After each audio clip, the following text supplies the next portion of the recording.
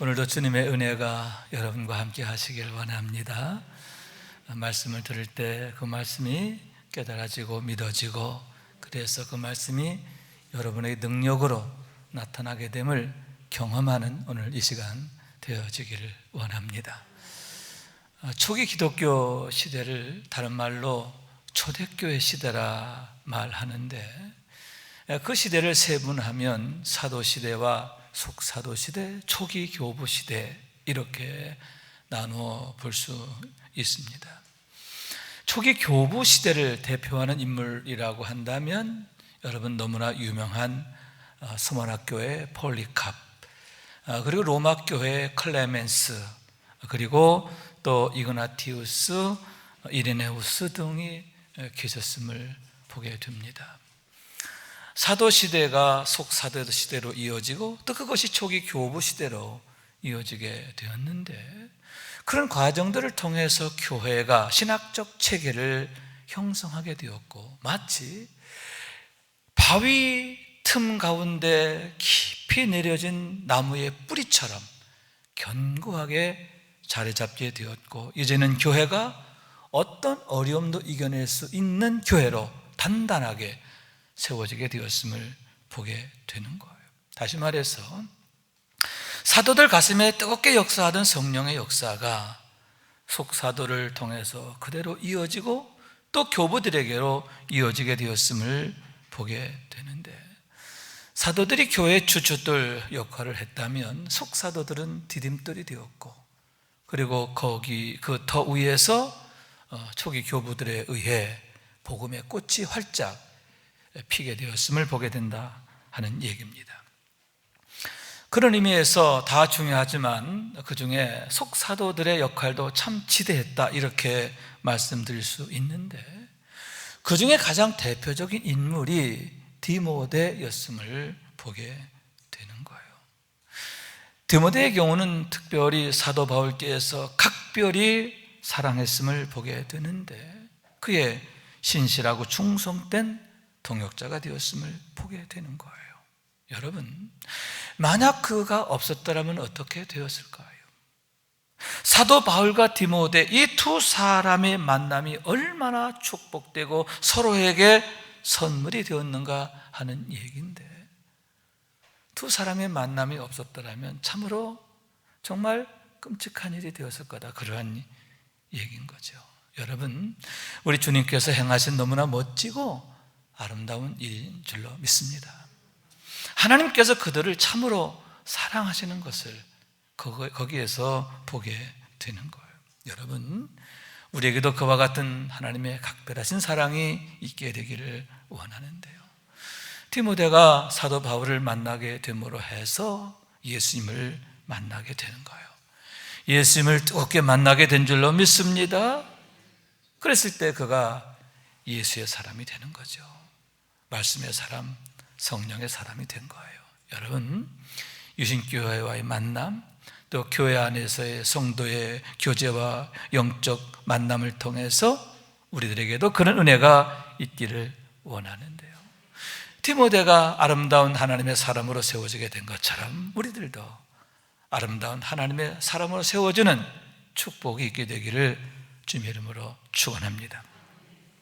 그러면 여러분, 어떻게 해서 그처럼 디모데가 훌륭한 하나님의 사람으로 세워지게 되었는가 하는 얘기인데, 특별히 다음에 두 가지가 중요함을 보게 되는 거예요. 하나는 그가 사도 바울을 매우 가까이에서 따르게 되었기 때문인데, 누구를 만났느냐? 하나님의 사람 바울을 만난 거예요. 어떻게 따랐느냐? 가장 가까이에서 밀접하게 친밀하게 열심을 다해서 따랐음을 보게 되는 거예요. 왜냐하면 여러분, 사도 바울에게 많은 제자들이 있었음을 보게 됩니다. 마가, 누가, 또 디도, 빌레몬 등 기라성 같은 제자들이 있었어요. 그런데 그들 가운데 가장 사랑받았던 제자가 바로 디모데였음을 보게 되는데, 디모데전서 1장 2절에 보면 믿음 안에서 참 아들 된 디모데에게 이렇게 말하고 있음을 보게 되는 거예요. 디모데가 누구냐? 나에게 아들 같은 존재라는 거죠. 단순한 제자가 아니에요. 제자를 넘어서 나에게 아들 같은 자인데, 아들 중에도 보통 아들이 아니라 진짜 아들이다, 참 아들이다, 정말로 아들이다. 내 배로 낳은 아들보다 더 내 아들 같은 아들이다, 그렇게 말하고 있는데, 사도 바울께서 아주 각별히 아끼고 사랑하는 그런 제자가 되었음을 보게 되는 것입니다. 바울과 디모데의 첫 번째 만남은 주 48년이에요. 사도 바울께서 바나바와 함께 안디옥 교회 파송을 받아 제1차 전도 여행을 떠나시게 되는데, 루스드라에서 복음을 전하게 됩니다. 그때 그곳에서 놀라운 사건이 있게 되는 거예요. 바울이 복음을 전할 때에 앉아있던 무리 중에 한 사람이 유난히 눈에 들어왔어요. 그는 나면서부터 한 번도 걸어보지 못한 장애인이었는데, 그에게 구원받을 만한 믿음이 있음을 보게 되었다 하는 얘기인 거예요. 그래서 그를 향하여 큰 소리로 내 발로 바로 일어나라, 이렇게 명했음을 보게 되는데, 그때에 여러분, 그가 그 자리에서 벌떡 일어나 걷게 되었음을 보게 되는 거예요.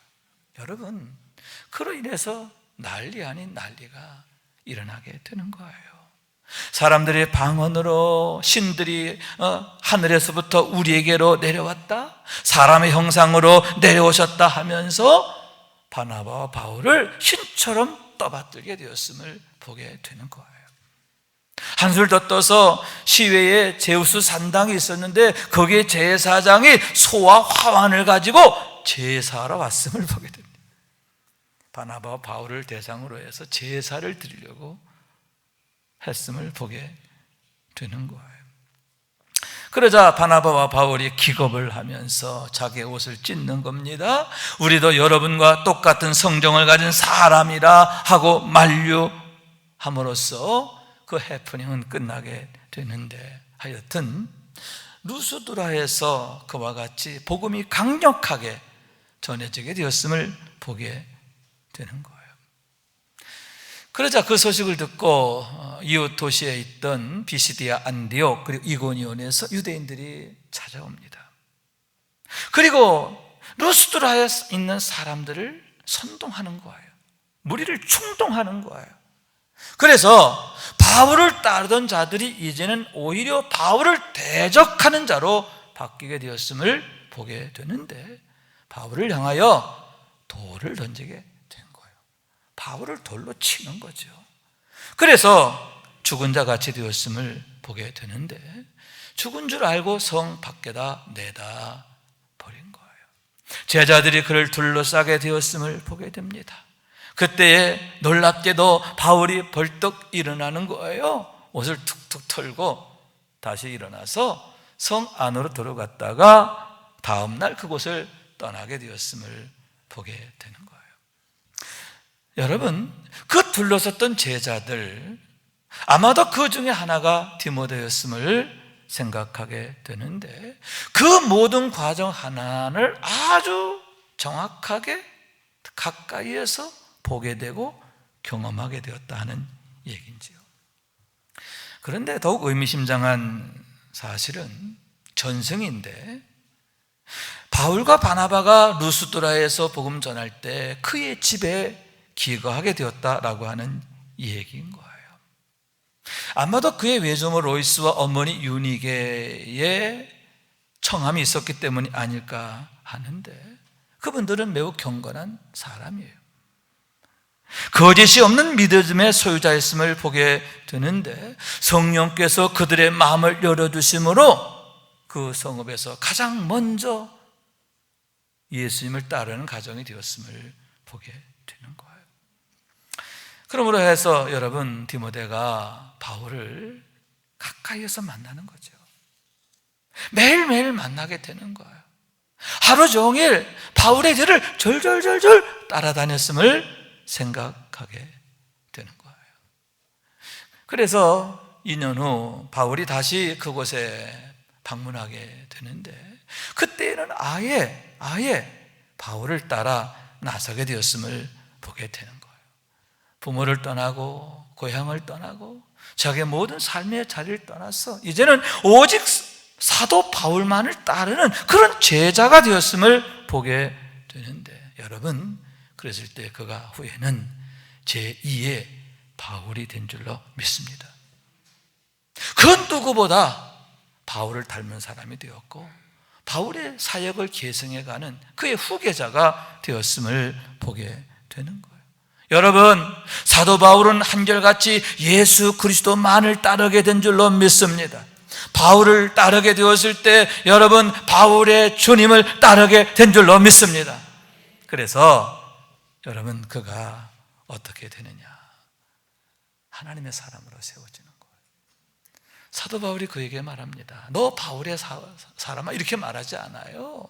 너 하나님의 사람아, 오직 너 하나님의 사람아. 여러분, 사도 바울에 의해서 하나님의 사랑이라 칭찬을 받고 인정을 받는, 축복을 받는 그런 사람으로 세워지게 되었음을 보게 되는 거예요. 너무나 엄청난 호칭이지요.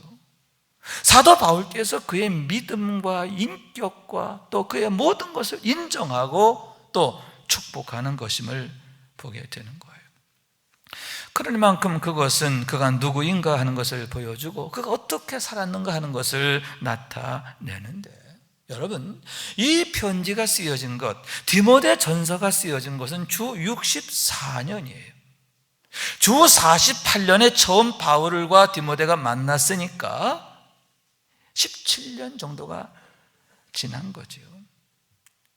17년을 바울을 따라 다니게 되었는데 17년을 보고 겪은 결과라고 하는 얘기인 거죠. 여러분, 바울은요 보통 엄격한 사람이 아니에요. 제2차 전도 여행 때 바나바와 갈라서게 되는데 그 이유가 그의 엄격함 때문이에요. 그런데 그런 엄격한 바울이 디모데에게 대해서 이렇게 후한 평가를 하고 있는 거죠. 여러분, 하나님의 사람이라고 하는 호칭은 아무에게나 주어지는 게 아니에요. 우선 모세에게 주어진 호칭이에요. 모세에 대해서 말할 때 하나님의 사람 모세 이렇게 말하고 있어요. 또한 하나님의 영이 충만했던 선지자들에게 주어진 이름인데 사무엘이라든가 또 엘리야, 엘리사 이런 분들에게 붙여진 호칭, 그게 바로 하나님의 사람임을 보게 되는데, 그런 호칭이 그것도 사도 바울에 의해서 디모데에게 주어졌다라고 하는 것, 너무나 엄청난 의미가 있다, 그러한 얘기인 거예요. 여러분, 변함없이 사도 바울을 따랐기 때문이 아닙니까? 그러므로 해서 그 누구보다 우리 주님을 따르게 되고 우리 하나님만을 따르게 되었기 때문이 아닙니까? 일평생 하나님을 쫓아 살았던 그의 삶에 대한 평가다, 그러한 얘기인 거예요. 여러분, 그와 같이 우리들도 오직 주님만을 따르게 되기를 원합니다. 말씀을 따르고 성령을 따르게 되기를 원합니다. 그럼으로써 성령님이 인정하시고 우리 주님이 인정하는 사람이 되기를 원하는데, 여러분, 우리에게 주어진 칭찬이 뭐냐? 잘생겼다, 뭐 인물 좋다, 그거 아니에요. 그거 아니라 당신은 말씀의 사람입니다. 당신은 성령의 사람입니다. 당신은 오직 믿음의 사람입니다. 디모데에게 주어진 축복처럼 오직 너 하나님의 사람아. 여러분, 이것이야말로 우리가 사모해야 할 이름인 줄로 믿습니다. 성도들에게 가장 큰 영광이에요. 오직 너 하나님의 사람아. 여러분, 이것을 우리의 소망으로 품게 되기를 원해요. 비전으로 품게 되기를 원합니다. 그런 소망을 향해서, 그런 비전을 향해서 더욱 주님을 가까이 따르기를 힘쓰는 우리 모두가 될 수 있기를 주님 이름으로 축원합니다. 그런 의미에서 여러분, 이제는 그런 목표를 향한 구체적인 방법을 모색하고 노력해야 하는데, 주님을 더욱 가까이 따르는 구체적 열심을 가져야 한다라고 하는 얘기예요. 그래서 오늘의 말씀에서도 사도 바울께서는 디모데에게 강력히 권고했음을 보게 되는데, 다음에 두 가지를 부탁하고 명령하고 있는 거예요. 하나는 피할 것을 피하라, 피해야 하는 것을 피하라, 이렇게 명했음을 보게 되는 거예요. 본문 11절의 말씀인데 이렇게 말합니다. 이것들을 피하고 의와 경건과 믿음과 사랑과 인내와 온유를 따르라, 이렇게 말씀하고 있는 거예요. 여기에서 이것들이라고 하는 말은 본문 3절 이하에 있는 말씀인데, 경건치 아니한 모든 것들을 말하게 되는 거예요. 특히 다른 교훈과 바른 말을 따르지 않는 모든 것, 그것이 바로 이것들이고 이것들을 피하라, 이렇게 말씀하고 있는 거예요. 여러분, 교묘한 논리로 복음을 왜곡하는 거예요. 사람을 미혹하는 모든 것들이에요. 그러면서 결과적으로는 성도들의 심령을 어그러지게 하고 미혹된 삶을 살게 하는데, 예수를 따르게 하는 게 아니라, 하나님을 따르게 하는 게 아니라 뭐를 따르게 해요? 자기를 따르게 하는 거예요. 사람을 따르게 만드는 거예요. 교주를 따르게 만드는 거예요. 통일교나 신천지 이런 게 대표적 경우라 할 수 있는데, 결국은 망하게 만드는 거죠. 수많은 사람들이 거기에 빠져들게 되면 헤어나지 못하게 되는 것을 보게 되는데, 그만큼 교묘하고 집요하고 악랄하기 때문임을 보게 되는 거예요. 여러분, 그 이유가 사실은 신앙에 바로 서 있지 못하기 때문이 아닙니까? 예수를 아는 지식이 빈약하기 때문이 아닙니까? 예수를 알긴 아는데 제대로 알지 못하는 거예요. 그래서 내가 왜 예수를 믿어야 하는지, 왜 예수님이 아니면 안 되는지, 아직도 예수님이 여러 선택지 중에 하나일 뿐인 거예요. 여러분, 신앙의 문제, 하나님과의 관계, 이것은 파이 조각이 아니잖아요. 여러 선택지 중에 하나가 아니잖아요. 유일한 게 아닙니까? 오직 이것이 우선이고 중심이고 먼저고, 할렐루야, 이건 절대적인 부분이죠. 그런데 예수를 바로 알지 못하니까 예수님과의 관계가 절대적 관계가 아니라 상대적 관계가 되는 거예요. 여러 선택지 중에 하나로 여겨지게 되니까, 여러분, 또한 그 이유는요, 내 안에 성령님이 계시지 않는 거예요. 성령님이 계시지 않으니까 주인이 없는 거죠. 주인이 없으면 온갖 거짓된 것들이 주인 행세를 하게 되는데, 여러분, 육체가 주인 노릇하고요, 마귀가 주인 행세하고요, 세상이 왕 노릇하는 거예요. 중생의 경험이 없기 때문이에요. 성령의 세례가 없기 때문이에요. 그래서 성도란 이름은 갖고 있지만 여전히 투기와 분쟁과 비방과 악한 생각과 다툼만을 일삼게 되는데, 여러분, 그런 사람들의 가치 기준점이 어디 있습니까? 예수님이 아니에요. 하나님의 나라가 아니에요. 영적인 게 아니에요. 돈이죠. 어떤 게 이익이 되느냐, 어떤 게 더 내게 좋은 일이 되느냐, 그거면 자기 자신이 중심이에요. 돈이 중심이에요. 여러분, 우리가 예배 생활에 있어서 여러분의 생각은 어디 있습니까? 정말 예수 그리스도가 우선입니까? 아니면 내 안전, 내 건강, 내 형편, 내 상황, 나 이해관계, 그것이 먼저입니까? 우리가 누구냐는 거죠. 우리가 누구냐는 거예요. 여러분, 내 안에 능력이 없으면 하찮은 바이러스조차 이길 수가 없는 거예요. 마찬가지로 여러분, 능력이 하나님께 있는데 내 안에 하나님이 계시지 않으면 세상을 이길 수 없는 거죠. 마귀를 이길 수 없고요, 하물며 나 자신조차도 이길 수가 없는 거예요. 그래서 오늘 본문의 말씀에서 바울은 디모데에게 이것들을 피하라 이렇게 말했는데, 아가서 기자는 또 이렇게 말합니다. 우리를 위하여 여우 곧 포도원을 허는 작은 여우를 잡으라. 우리의 포도원의 꽃이 피었습니다. 여기에서 작은 여우라 하는 것은 성도들을 미혹하는 거짓 복음을 말하는데, 여러분 참 복음인 것처럼 가장해요. 그러나 사실은 그게 망령된 지식인데 명약이 아니라 독약이라고 하는 사실이에요. 그렇기 때문에 여러분 피하라. 아예 악한 마귀가 틈탈 여지를 주어서는 안 된다라고 하는 그러한 말씀인 거예요. 또한 여러분, 그것은 강력한 역설인데요. 무슨 얘기냐? 경건의 열심에 대한 강력한 권고임을 보게 되는 거예요. 피하라고 하는 말이 도망치란 얘기가 아니에요. 숨으란 얘기도 아니에요. 거기에 시간을 낭비하지 마라, 에너지 허비하지 마라, 무익한 일에 한눈 팔지 말라, 그런 얘기죠. 그 얘기는 내 마음과 내 에너지와 내 모든 관심사를 거룩한 일에 쏟으라, 내 영혼이 사는 일에 쏟으라.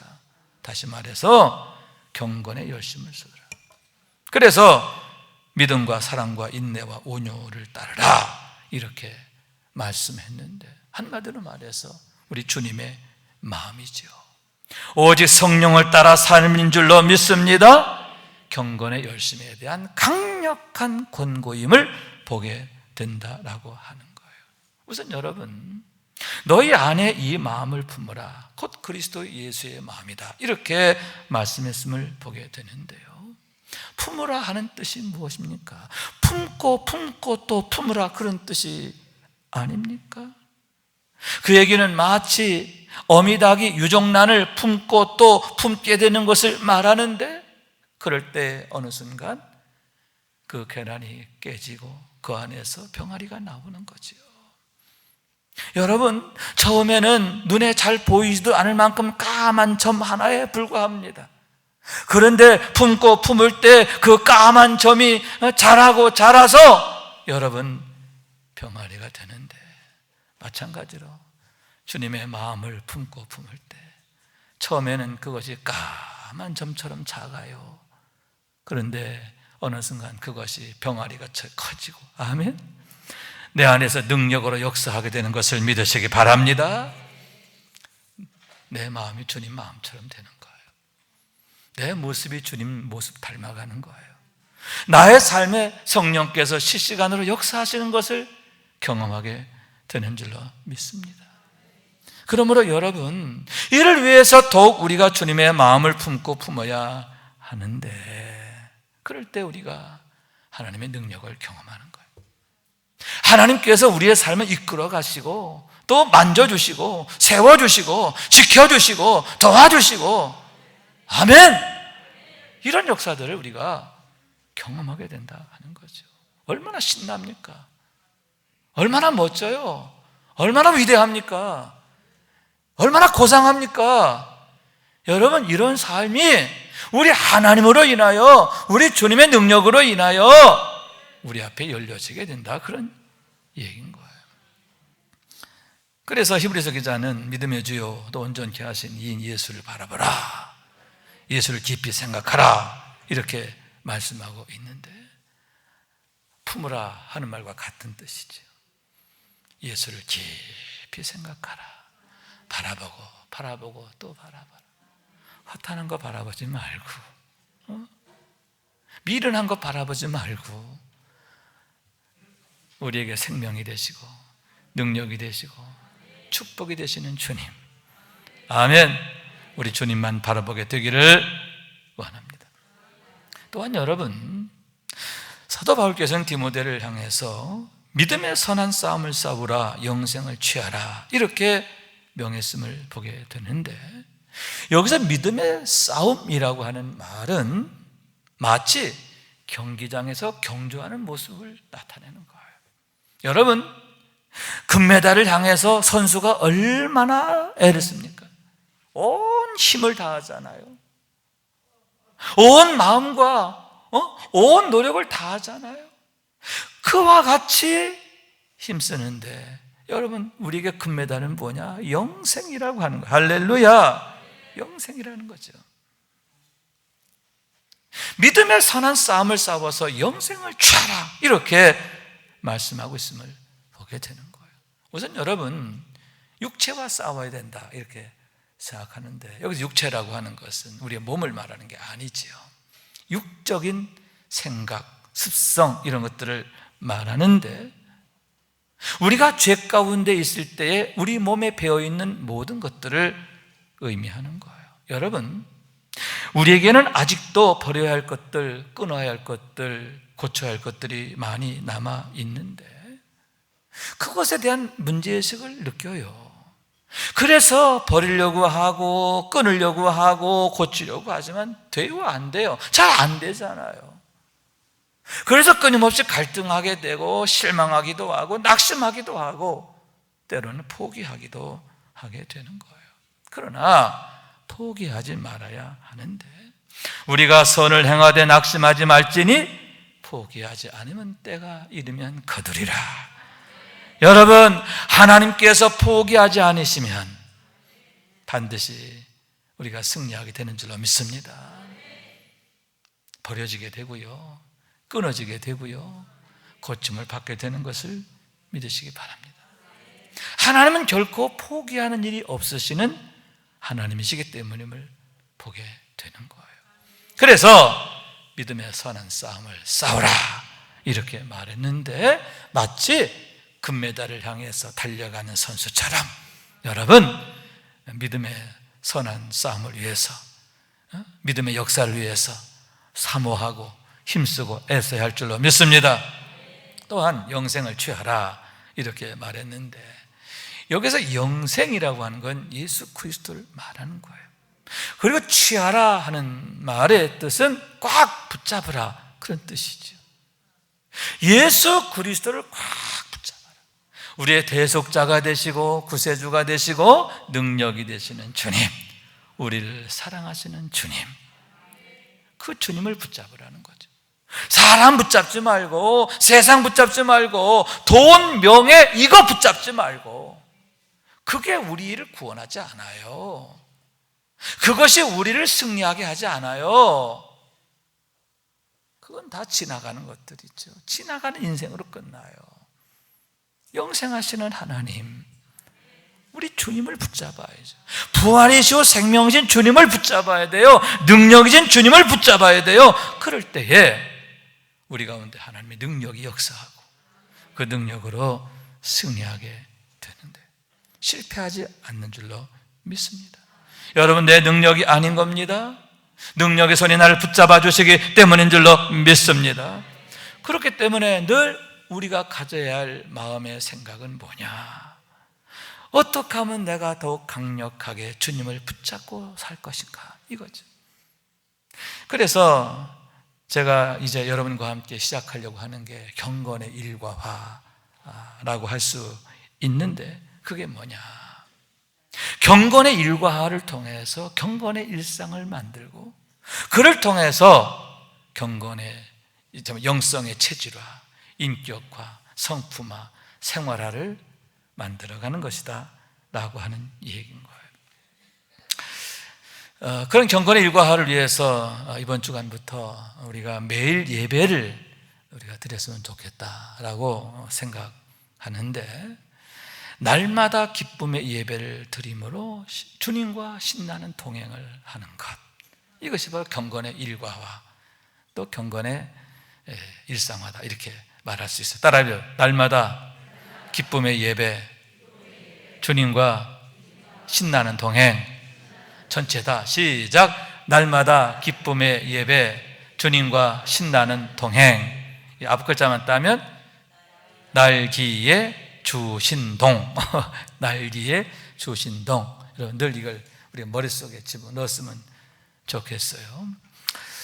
이를 위해서 매일 새벽 5시쯤 되면 유튜브에, 우리 교회 이제 유튜브 그 항목에 요 예배 영상이 올라갈 거예요. 30분 이내의 영상이 될 터인데, 거기에 이제 찬송, 또 성경 본문, 설교, 또 기도 제목 이렇게 올라가게 됩니다. 생명의 말씀을 우리가 근거로 해서 이렇게 올라가게 되는데요, 그것을 가지고 성도들이 각자의 자리에서 정한 시간에 매일의 예배를 꼭 드렸으면 좋겠다라고 하는 거예요. 새벽 기도 시간에 나와서 해도 좋고요, 아니면 아침 10시든 또 점심시간이든, 직장 다니는 분들은 점심을 조금 일찍 먹고 이제 한 20, 30분 남은 시간에 그렇게 예배 드리는 시간을 갖는 거죠. 또 그렇지 않다면 저녁 퇴근하고 나서 저녁 식사하고 뭐 뉴스 보고 뭐 그럴 거 없이 각자 앉아서 식탁이든 아니면 서재든 침실이든 이어폰 꽂고 유튜브 들어가서 예배 드리는 거죠. 매일매일 각자가 예배하는 자로 세워지는 거예요. 하나님 앞에 예배하는 생활이죠. 매일매일 그렇게 하자는 거예요. 그렇게 매일 예배를 드리고, 그날 예배를 드리면서 예배를 드릴 때에 성령께서 내게 주시는 그런 깨달음과 감동들이 있거든요. 그러면 여러분 그걸 메모를 하는데, 여러분 이제 오늘 집에 가시면서 이제 요만한 노트 하나를 사세요. 그리고 표지에다가는 영성 메모 이렇게 해놓고 이제 그 안에다가 날짜와 함께 뭐 단어 하나를 쓰든 한 문장을 쓰든 아니면 짧은 일기를 쓰든 어쨌든 매일매일 주신 은혜를 거기다가 기록하는 거예요. 그런 다음에 두 가지를 꼭 해야 돼요. 첫째, 교회에다가 02-856-3551 그래서 홍길동 아멘 이렇게 답신을 보내고 문자를 보내고, 그런 다음에 속회별 단체 카톡에다가 오늘 받은 은혜를 올리는 거예요. 그러니까 영성 메모했던 거 있죠? 그걸 올리는 거예요. 그래서 속도원들이 함께 서로 받은 은혜들을 나누고, 그래서 매일매일 이런 온라인 방법을 통해서 그날의 은혜를 서로가 함께 공유하는 거죠. 매일매일. 여러분, 그렇게 우리가 속회를 통해서, 교회를 통해서 하나님을 이루는 거죠. 그를 통해서 여러분 서로 믿음을 격려하고 축복하는데요, 함께 가게 될 때 그 길이 즐겁고요, 또 그 길에 더 큰 은혜가 있을 줄로 믿습니다. 말씀으로 또 성령으로 우리가 하나 되는 거예요. 아멘. 그럴 때 여러분 그 말씀이 우리를 이끌어가고 성령님 우리를 이끌어가시고 성령님이 우리를 고치시는 것을 경험하게 되는데, 이런 일을 우리가 시작했으면 좋겠다 하는 거죠. 사실 저는 지난 2년 동안 마음에 갈급함이 있었어요. 왜냐하면 우리 성도들을 생각하고 기도할 때 뭔가 하나에 빠져 있는 것 같아요. 이 좀 뭐라 그럴까, 이 줄기가 좀 이렇게 빠져 있는 것 같은 느낌? 뭐 중요한 나사 하나가 빠져 있는 느낌? 그런 느낌을 가지면서 걱정하게 되는 게, 과연 이런 신앙으로 세상을 이길 수 있을까? 믿음의 가정을 세울 수 있을까? 믿음의 역사들 일어나갈 수 있을까? 하나님의 사람으로 살아갈 수 있을까? 담임 목사로서 나는 과연 뭐냐? 내가 어떤 목회를 하고 있는 거냐? 내가 가짜 목회하는 거 아닌가? 이런 마음의 갈등이 있었어요. 그래서 어떻게 하면 우리 성도들이 말씀에 의해서 이끌리고 성령에 의해서 이끌려가는 그런 삶을 살게 할까? 왜? 말씀이 능력이고 성령이 능력이시거든요. 할렐루야. 생명이 거기 있단 말이죠. 우리의 고상함이 거기 있잖아요. 축복이 거기 있잖아요. 어떻게 하면 우리 성도들이 말씀과 만나고 성령님과 만나고 그분들에게 강하게 붙잡혀 살게 할까? 이것이 저의 고민이었는데, 지난 3주간 동안 특별한 기도의 시간을 가지면서 성령께서 내게 대답을 주셨어요. 이런 비전을 주셨어요. 그것은 매일의 예배다. 경건의 일과화. 하나님께 예배하는 것이 우리 일과가 되게 하는 거다. 그럴 때 여러분, 아까 말씀드린 것처럼 유종란의 그 작은 씨앗 하나가, 생명의 씨가 병아리가 되어 나오는 것처럼 여러분, 말씀이 내 안에서 그렇게 역사하게 될 줄로 믿습니다. 성령님이 역사하게 될 줄로 믿습니다. 성령님이 역사 도와주셔요. 놀라운 기적들이 그 은혜에 참여하는 분들 한 분 한 분을 통해서 나타나게 될 것을 기대하는데, 여러분, 저는 요즘에 그걸 생각하면 마음이 막 설레요. 기대가 됩니다. 앞으로 하나님께서 우리 교회를, 또 우리 성도들의 가정을 어떻게 만들어 가실까, 얼마나 아름다운 일들을 행하실까 기대하게 되는데, 이런 멋진 성령의 역사에 우리가 적극적으로 동참하게 되기를 원하는 거예요. 그런 의미에서 여러분, 오직 너 하나님의 사람아, 디모데에게 주어진 이 축복의 호칭은 너무 귀하지요. 우리가 끊임없이 사모해야 할 소망이다, 그렇게 생각하게 되는 거예요. 여러분, 이젠 우리가 그와 같은 이름으로 불려지게 되기를 원하는데요. 오직 너 하나님의 사람아, 거기에 더해서 오직 너 믿음의 사람아, 오직 너 말씀의 사람아, 오직 너 성령의 사람아. 할렐루야. 이런 호칭으로, 별명으로 붙여지게 되기를 원합니다. 성령께서 실시간으로 역사하시는 그런 삶의 주인공이 되기를 원해요. 성령의 열매가 우리의 삶에 열려지고 연결어가게 되기를 원하는데, 성령의 열매는 오직 사랑과 희락과 화평과 오래 참음과 자비와 양선과 충성과 온유와 절제라 했음을 보게 되는 거예요. 얼마나 아름답고 고상하고 위대합니까? 여러분, 이런 열매들이 주렁주렁 열리게 되기를 원해요. 풍성해지기를 원합니다. 그래서 우리 한 사람 한 사람이 우리 가정의 축복이 되고, 자녀들에게 축복이 되고, 교회의 영광이 되고, 이 세상의 선물이 되고, 하나님께 영광 되기를 원합니다. 이런 축복의 비전을 가지고 축복의 문을 활짝 열어가는 우리 모두가 되어줄 수 있기를 주님 이름으로 축원합니다. 축원합니다. 말씀 생각하면서 기도하는 마음으로 찬양합니다. 주님 다시 오실 때까지, 주님 다시 오실 때까지 나는 이 길을 가리라. 좁은 문, 좁은 길, 나의 십자가 지고 나의 가는 이 길 끝에서 나는 주님을 보리라. 영광의 내 주님, 나를 맞아주시리. 주님 다시 오실 때까지 나는 일어나 달려가리라. 주의 영광 온 땅 덮을 때 나는 일어나 노래하리. 내 사모하는 주님, 온 세상 구주시라. 내 사모하는 주님, 영광의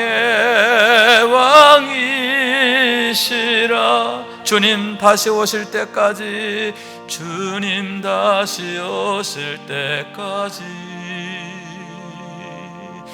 나는 일어나 달려가리라. 주의 영광 온 땅 덮을 때 나는 일어나 노래하리. 내 사모하는 세상 구주시라 내 사모하는 주님 영광의 왕이시라.